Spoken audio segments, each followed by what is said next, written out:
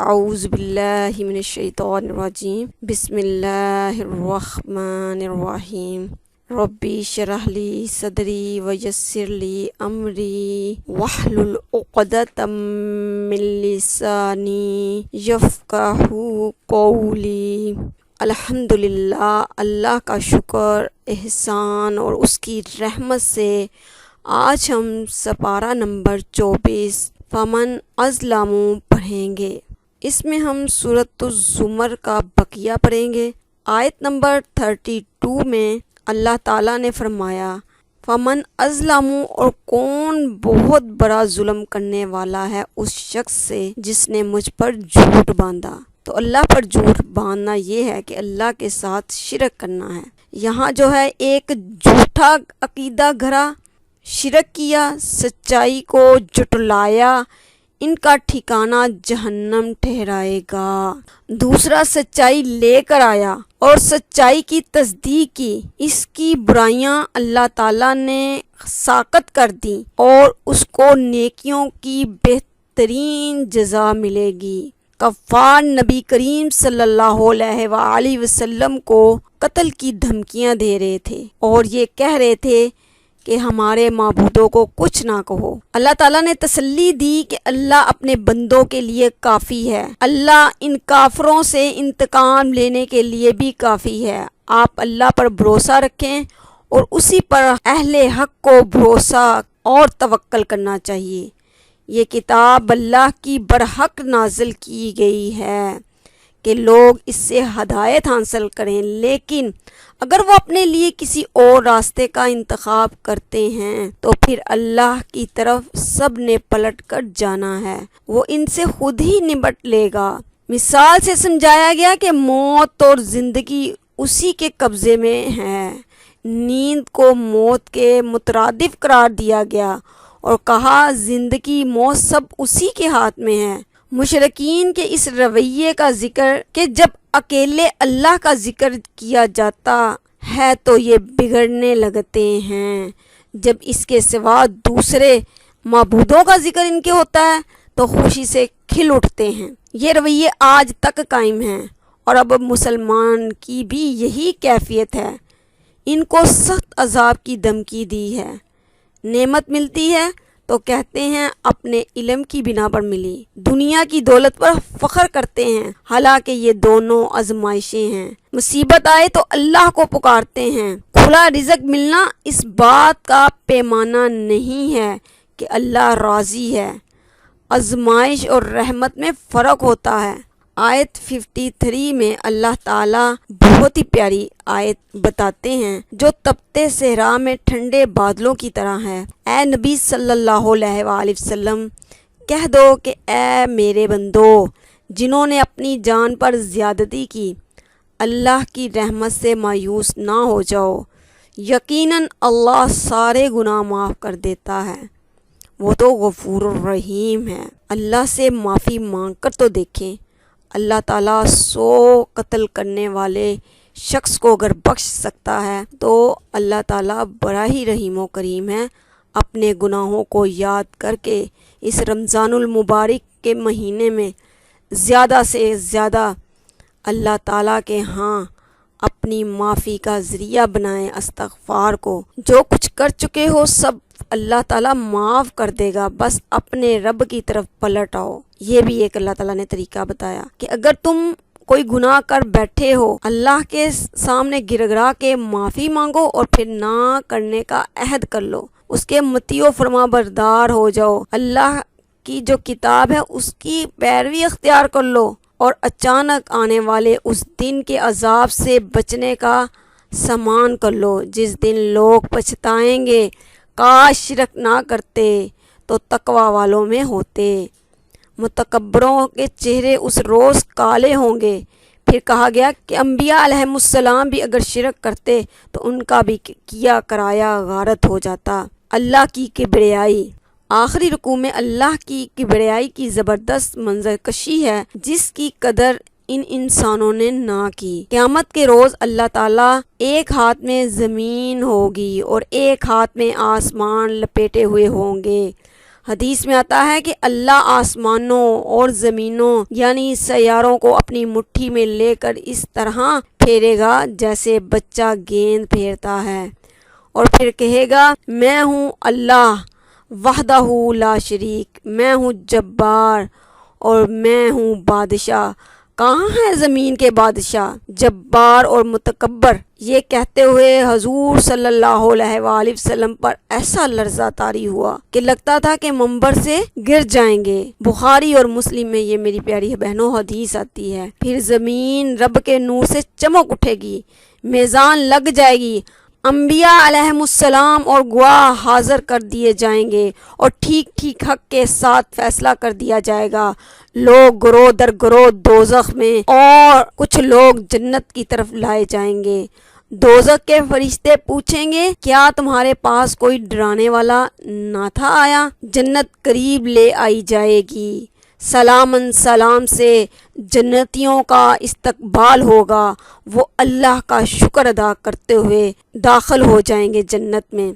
فرشتے اللہ کے عرش کے گرد حلقہ بنائے اس کی تسبیح کر رہے ہوں گے اور کہہ دیا جائے گا الحمدللہ رب العالمین۔ سورۃ مومن، اس مکی سورت میں اس بندہ مومن کا ذکر ہے جو فرعون کے دربار میں تھا اور اس نے موسیٰ علیہ السلام کی حمایت کی تھی۔ یہ صورت اس وقت نازل ہوئی تھی جب نبی کریم صلی اللہ علیہ وآلہ وسلم کو قتل کی دھمکیاں دی جا رہی تھی نعوذ باللہ، اور کفار سازشیں کر رہے تھے۔ فرعون کے دربار کی یہ مثال دے کر رسول اللہ صلی اللہ علیہ وآلہ وسلم اور اصحابہ کرام رضوان اللہ علیہم اجمعین کو تسلی دی جا رہی ہے۔ سورت کی پہلی آیات میں حق اور باطل کی کشمکش اور اہل حق کے ساتھ اللہ تعالیٰ کی تائید موجود ہوتی ہے فرمایا گیا۔ اللہ تعالیٰ کی صفات بیان کی گئی کہ وہ عزیز اور علیم ہے، گناہ معاف کرنے والا ہے اور توبہ قبول کرنے والا ہے، اور فرمایا اللہ تعالیٰ کے عرش کے فرشتے اور دوسرے اہل آسمان دنیا والوں کے لیے دعا کرتے ہیں ان کی بخشش کے لیے، اور یہ کہ صالح آباء و اجداد اگر اولاد کا درجہ والدین کے درجے سے کم ہوگا تو اولاد کا درجہ بھی اللہ بڑھا کر والدین کے درجے کے برابر کر دیں گے۔ لہٰذا اپنے بچوں کے لیے دعا کریں کہ اللہ تعالیٰ ان کو اچھے اعمال کی توفیق عطا فرمائے، وجعل لی وزیرا من اہلی، اور آپ کا مددگار بنا دے، دین کی سربلندی کے لیے وہ جدوجہد کرنے والا ہو تاکہ اس کا مقام بھی آپ کے مقام کے برابر ہو جائے۔ یہاں بہت بڑی خوشخبری جو ہے، یہ بہت بڑی بشارت ہے جو ان لوگوں کو دی گئی۔ دوسری جانب کفار مشرکین کو روز محشر اپنے آپ پر غصہ آئے گا، جہنم میں منتیں سماجتیں کریں گے کہ آج بادشاہی کس کی ہے۔ ان میں سے کوئی بھی زبان نہ کھول سکے گا اور پوری کائنات پکار اٹھے گی کہ اللہ وحدہ قہار کے سوا کسی کی بادشاہیت نہیں ہے۔ اس روز حساب لیا جائے گا، کلیجے منہ کو آ جائیں گے، لیکن کوئی کسی کے حق میں کلمہ خیر کہنے والا نہ ہوگا۔ وہ دن جب کہ سب لوگ بے پردہ ہوں گے، اللہ سے ان کی کوئی بات بھی چھپی ہوئی نہ ہوگی۔ اس روز پکار کر پوچھا جائے گا آج بادشاہیت کس کی ہے؟ سارا عالم پکار اٹھے گا اللہ وحدہ قہار کی۔ وہ اللہ جو نگاہوں کی چوری اور سینوں کے راز تک جانتا ہے، اس روز عدل اور حق کے ساتھ فیصلہ کر دے گا۔ فرعون کے دربار میں بندہ حق کی گواہی، اس کی جرت اور بہادری۔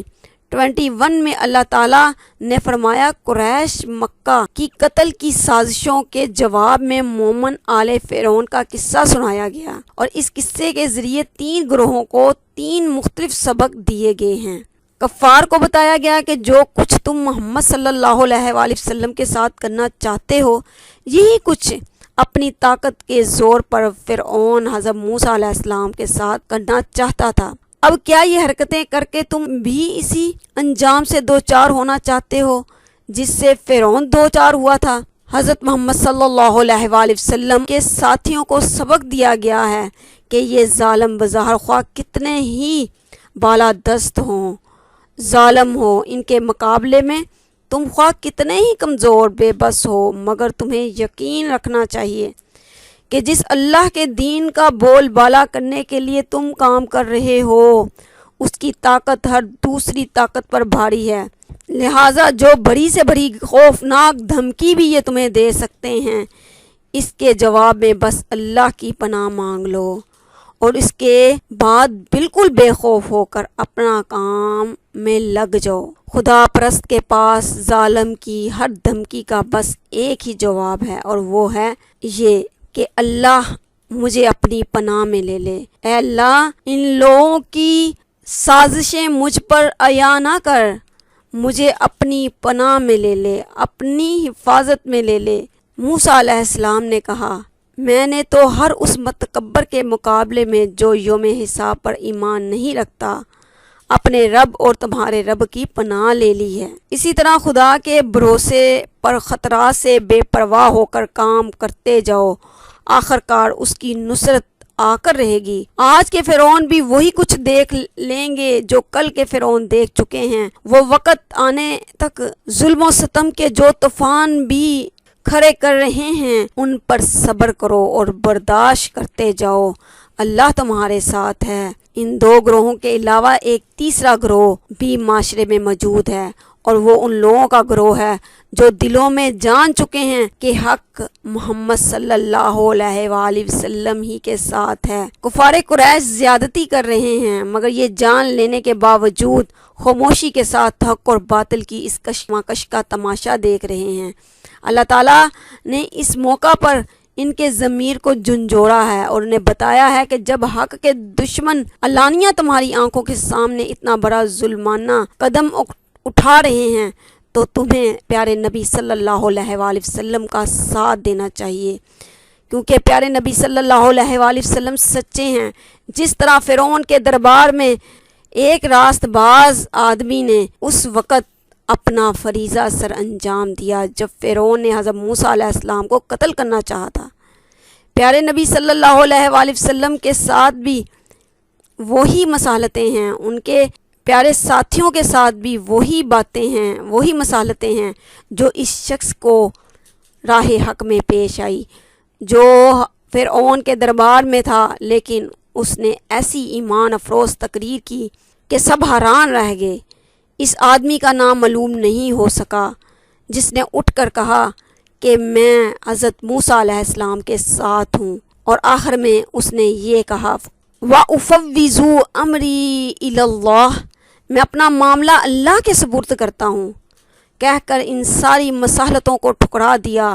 اور اس کے بعد دیکھ لو، فرعون اس کا کچھ بھی نہ بگاڑ سکا۔ اللہ تعالیٰ نے اس کو فرعون کے ظلم سے بچا لیا اور فرعون اور اس کے لشکروں کو تباہ کر دیا۔ اللہ کی تائید جو ہے مومنین کے ساتھ ہوتی ہے۔ 51 آیت اگلے رکوع میں اللہ تعالیٰ نے وعدہ فرمایا ہے کہ وہ اپنے رسولوں اور ان کو تسلیم کرنے والوں اہل ایمان کو یقین دہانی کی ہے کہ وہ اس کی ضرور مدد کرے گا، دنیا میں بھی اور روز محشر بھی، جب گواہ کھڑے ہوں گے اور اس روز ظالم معذرتیں پیش کر رہے ہوں گے جو ان کے کچھ کام نہ آئیں گی۔ اللہ مومنین سے وعدہ فرماتا ہے کہ آخر میں بھی اللہ ان کا حساب آسان کر دوں گا اور اپنی رحمت سے ان کو ڈھانپ لوں گا۔ جو لوگ اللہ کی آیات میں جھگڑا کرتے ہیں ان کو متوجہ کیا جاتا ہے کہ تم بڑے ہو یا اللہ کی کائنات بڑی ہے۔ اللہ نے توحید کے دلائل دیے ہیں، لیکن سبق وہی حاصل کرتے ہیں جو بصیرت کی آنکھیں رکھتے ہیں۔ دعا کی تلقین 60 آیت میں اللہ تعالیٰ نے دعا کی تلقین کی کہ تم مجھے پکارو، میں دعاؤں کو سنتا ہوں، اور دعا جو ہے عبادت کا مغز قرار دیا۔ نبی کریم صلی اللہ علیہ وآلہ وسلم کی بہت ساری احادیث ہیں جس میں دعا کو عبادت کے مترادف قرار دیا اور فرمایا جو لوگ گھمنڈ میں آ کر میری عبادت سے منہ موڑتے ہیں وہ ضرور ذلیل و خوار ہو کر جہنم میں داخل ہوں گے۔ انسانی تخلیق پر غور و فکر 61 آیت میں بتایا گیا۔ اللہ تعالیٰ انسان کو کائنات اور اس کی اپنی تخلیق کی طرف متوجہ کرتے ہیں اور فرماتے ہیں کہ ان ساری منازل اور مراحل کو دیکھ کر تمہیں جان لینا چاہیے کہ کائنات کا خالق و مالک اللہ ہے، اور وہی زندگی اور موت دیتا ہے، وہی تمام امور پر تصرف رکھتا ہے۔ لہٰذا تم ان منہ موڑنے والوں سے کہہ دو کہ میرے پاس تو نشانیاں آ گئی ہیں، میں اپنے اللہ کے آگے سرے تسلیم خم کرتا ہوں۔ اللہ تعالیٰ نے جانوروں کو بھی بڑی نعمت قرار دیا ہے جن سے انسان بہت سارے فائدہ اٹھاتے ہیں، اور اس کے ساتھ ساتھ سابقہ اقوام کا ذکر کیا جو بڑی طاقتور تھیں، مکہ والوں سے زیادہ شاندار تہذیب و تمدن رکھتی تھیں، لیکن اللہ تعالیٰ سے انہوں نے روح گردانی کی، اس کے احکامات سے منہ موڑا، اور اس کے نتیجے میں تباہ ہوئیں، اور ان کا کوئی ہنر اور ان کا کوئی کمال ان کے کام نہ آیا۔ اللہ تعالیٰ نے ارشاد فرمایا، غلط کار یعنی کفار خسارے کا سودا کرتے ہیں، اور خسارہ ہی ان کا مقدر ہوگا۔ آج کی جبار اقوام کے لیے بھی یہ وعید ہے۔ سورۃ حامیم سجدہ، یہ ان 7 مکی صورتوں میں سے ہے جو حامیم سے شروع ہوتی ہیں۔ ان کو نبی کریم صلی اللہ علیہ وآلہ وسلم نے قرآن کے مضبوط قلعے قرار دیا ہے۔ یہ صورت اس وقت نازل ہوئی جب کفار مکہ نے مل کر طے کیا تھا کہ نبی کریم صلی اللہ علیہ وآلہ وسلم سے بات کی جائے اور درمیانہ راستہ نکالا جائے۔ عتبہ بن ربیعہ آپ صلی اللہ علیہ وآلہ وسلم کے پاس آیا اور آ کر کہا کہ اگر آپ کا مقصد مال حاصل کرنا ہے تو ہم آپ کو مال دیتے ہیں، آپ سرداری چاہتے ہیں تو سردار بنا دیتے ہیں، اگر کوئی جن آتا ہے جسے آپ رفع نہیں کر سکتے تو ہم اس کا علاج کروا دیتے ہیں، اگر کسی عورت سے شادی کرنا چاہتے ہو تو وہ ہم شادی کروا دیتے ہیں۔ جب وہ ساری باتیں کر چکے تو آپ صلی اللہ علیہ وآلہ وسلم نے اس صورت کی تلاوت فرمائی، اور عتبہ جو ہے اپنے دونوں ہاتھ پیچھے باندھے غور سے ان آیات کو سنتا رہا۔ 38 آیات آپ صلی اللہ علیہ وآلہ وسلم نے پڑھیں، اور آپ صلی اللہ علیہ وآلہ وسلم نے فرمایا، یہ میرا جواب ہے، اب تم جانو اور تمہارا کام۔ سورۃ حامیم میں اللہ نے کافروں کو جھنجھوڑا ہے اور فرمایا ہے کہ وہ اللہ کی دعوت کے لیے اپنے دل و دماغ بند نہ کریں، اپنی آنکھوں اور کانوں کو اندھا اور بہرا نہ بنا لیں، غور کریں کہ اللہ کے نبی صلی اللہ علیہ وآلہ وسلم کیا پیش کر رہے ہیں۔ آیت نمبر 1 میں فرمایا گیا ہے کہ یہ واضح کلام ہے، خدائے رحمان کی طرف سے ہے جو مہربان ہے، عربی زبان میں ہے، بشارت دینے والا اور ڈرانے والا ہے، لیکن اس سے فائدہ کون لوگ اٹھاتے ہیں؟ جو علم والے ہوتے ہیں۔ اور انکار کرنے والے یہ کافر جو کہتے تھے کہ ہمارے دلوں پر غلاف چڑھے ہیں، ہمارے کان بہرے ہو گئے ہیں، بے پرواہی کا مظاہرہ کرتے تھے جو آپ پیش کر رہے ہیں۔ اللہ فرماتا ہے، تم کس طاقت ور ہستی کے ساتھ کفر کر رہے ہو جس نے زمین کو ٹھہرا دیا، اس میں پہاڑ بنا دیے اور اس میں میخیں پہاڑ کے طور پر رکھ دی اور زمین میں برکتیں رکھ دی، قیامت تک آنے والے انسانوں کے رزق اور سارا سامان اس کے اندر رکھ دیا، اور یہ سارا کام 4 دن میں اللہ تعالیٰ نے مکمل کر دیا۔ پھر اللہ تعالیٰ آسمان کی طرف متوجہ ہوئے، 2 دن میں اس نے آسمان اور سارے ستارے سیارے وغیرہ بنا دیے۔ یہ اللہ ہے اور یہ اس کی قدرتیں ہیں۔ اب اگر یہ لوگ اس سے منہ موڑتے ہیں تو اللہ تعالیٰ فرماتے ہیں، ان سے کہہ دو کہ پھر تمہیں اس طرح کے اچانک ٹوٹ پڑنے والے عذاب سے ڈراتا ہوں جس طرح عاد اور سمود پر نازل ہوا تھا۔ حضور صلی اللہ علیہ وآلہ وسلم نے جب یہ آیات پڑھی تھیں تو عتبہ بن ربیعہ نے حضور صلی اللہ علیہ وآلہ وسلم کے منہ پر ہاتھ رکھ دیا تھا کہ اپنی قوم کے لیے ایسی بد دعا نہ کریں۔ میدان حشر کا منظر، آیات 14 میں اللہ تعالیٰ پہلی قوم میں یہی کہتی تھی کہ ہم بہت طاقتور ہیں، لیکن اللہ تعالیٰ نے ان کو ذلیل و خوار کر دیا، ان پر طوفان آئے۔ قوم سمود اللہ کی آیات کی طرف سے اندھی بنی رہی۔ آگے اللہ تعالیٰ نے کفار کا جو منظر کھینچا ہے کہ اس وقت کا خیال کرو جب اللہ تعالیٰ کے دشمنوں کو گھیر کر دوزخ کی طرف لایا جائے گا، ان کو روک کر رکھا جائے گا اور کہا جائے گا، دیکھو ساری اگلی اور پچھلی نسلوں کا حال کہ اب ان کا اکٹھا حساب لیا جائے گا، اور ان کے لیے ان کے اپنے جسم، ان کی کھالیں گواہی دیں گی کہ وہ دنیا میں کیا کچھ کر کے آئے ہیں۔ ہمیں اسی خدا نے زبان دی جس نے ہر چیز کو زبان دی، یہ ایک بہت ہی سخت منظر ہوگا کہ انسان کی کھال، جسم، کان، آنکھیں سب کچھ اللہ کے سامنے گواہی دیں گے اور انسان بہت زیادہ خسارے میں پڑ جائیں گے۔ اور اس کے ساتھ ہی اللہ تعالیٰ کہتے ہیں ایسے لوگوں پر ہم برے ساتھی مسلط کر دیتے ہیں جو انہیں آگے پیچھے ہر چیز خوشنما بنا کر دکھاتے ہیں۔ بہت ہی غور کرنے والی آیات ہیں، سنتے جائیں اور اپنے حالات کا جائزہ لیتے جائیں۔ آیات 26 میں پھر منکرین کا ذکر کیا گیا ہے جو کہتے ہیں اس قرآن کو ہرگز نہ سنو اور جب سنایا جائے تو اس میں خلل ڈالو، شاید کہ اس طرح تم غالب آ جاؤ۔ ان کفار اور مشرکین کو قرآن پاک سے دشمنی ہمیشہ سے رہی ہے اور آج بھی ہے۔ اللہ تعالیٰ کہتے ہیں کہ وہاں یہ منظر کیا ہوگا، جو لوگ ہماری آیات کا انکار کرتے ہیں، کافر کہیں گے کہ اے ہمارے رب ذرا ہمیں دکھا دے ان جنوں اور انسانوں کو جنہوں نے ہمیں گمراہ کیا تھا، ہم انہیں پاؤں تلے رون ڈالیں۔ یعنی اتنا خوفناک منظر۔ اور دوسری جانب جو منظر ہمیں نظر آتا ہے وہ اللہ کے رسولوں کی پیروی کرنے والوں کا منظر ہوگا، وہ نہایت ہی اچھا منظر ہوگا۔ ان سے کہا جائے گا نہ ڈرو نہ غم کرو، جنت کی بشارت دی جائے گی ان کو کہ دنیا میں بھی ہم تمہارے ساتھی ہیں اور آخرت میں بھی تمہارے ساتھی ہوں گے۔ آیت نمبر 33 میں مسلمانوں کو بھی اللہ تعالیٰ یہ بشارت دے کر ایک لاہ عمل دیتا ہے کہ تم نے دنیا میں کرنا کیا ہے، تمہارا طرز عمل کیا ہونا چاہیے۔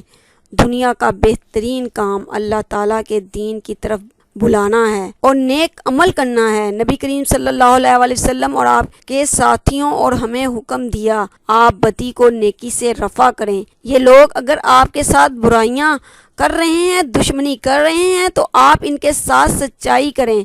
نیکی اور بدی برابر نہیں ہو سکتی، نیکی کریں گے تو ہو سکتا ہے یہ دشمن بھی دوست بن جائے۔ بہرحال یہ مشکل کام ہے اور صبر والے ہی اس کو کرتے ہیں اور نصیب والے ہی لوگ اس کو کر سکتے ہیں اور اعلیٰ درجات پھر حاصل بھی کرتے ہیں۔ اور ساتھ ہی کہا کہ اگر شیطان کی طرف سے کوئی اکساہٹ محسوس ہو تو اللہ کی پناہ مانگ لیا کرو۔ پھر کائنات اور زمین و آسمان سے اللہ تعالیٰ کی نشانیاں کے بارے میں بتایا گیا اور کہا گیا اگر یہ لوگ نہیں مانتے تو نہ مانے۔ اللہ کے فرشتے عرش کو اٹھائے ہوئے اس کے ارد گرد اللہ کی تسبیح بیان کر رہے ہیں اور یہ اللہ کی زبردست کتاب ہے، باطل نہ اس کے سامنے سے آ سکتا ہے نہ اس کے پیچھے سے آ سکتا ہے۔ اللہ اس کی خود حفاظت کر رہے ہیں۔ اور اب اگر کوئی نیک عمل کرے گا تو اپنے لیے ہی کرے گا اور جو بدی کرے گا اس کا وبال اس کے اپنے اوپر ہوگا۔ اللہ اپنے بندوں پر ظلم کرنے والا نہیں ہے۔ اللہ نے موسیٰ علیہ السلام کو بھی کتاب دی تھی اور اس کے بارے میں بھی لوگوں نے اختلاف کیا تھا۔ ٹھیک ہے، اختلاف کرنے والے جان لے کہ جو کوئی اللہ کی ہدایات کو مان کر عمل صالح کرے گا خود ہی فائدہ اٹھائے گا اور جو برائیاں کرے گا اس کی سزا بھگت لے گا۔ اللہ تو اپنے بندوں پر ظلم کرنے والا نہیں ہے۔ اللہ کی مدد کرنے والا گویا کے دین کو سربلند کرنے والا ہے، گویا کے دین کے غلبے کے لیے جدوجہد کرنے والا ہے۔ لہٰذا ہمیں اس سے سبق ملا کہ ہمیں دین کی آبیاری کے لیے اللہ کی مدد کرنی ہوگی اور جس نے اللہ کی مدد کی اور اللہ تعالیٰ اس کا مددگار بن جائے گا تو اس سے بڑا اور کوئی مددگار نہیں ہے۔ میری پیاری بہنوں، ہر طرح کے شرک سے بچ جائیں، اللہ سے استغفار جو ہے وہ کثرت سے کریں۔ تو اللہ سے دعا ہے اے رب ہم پر صبر کا فیضان کر اور ہمیں دنیا سے جب تو اٹھائے تو اس حال میں اٹھائے ہمیں کہ ہم تیرے فرما بردار ہوں۔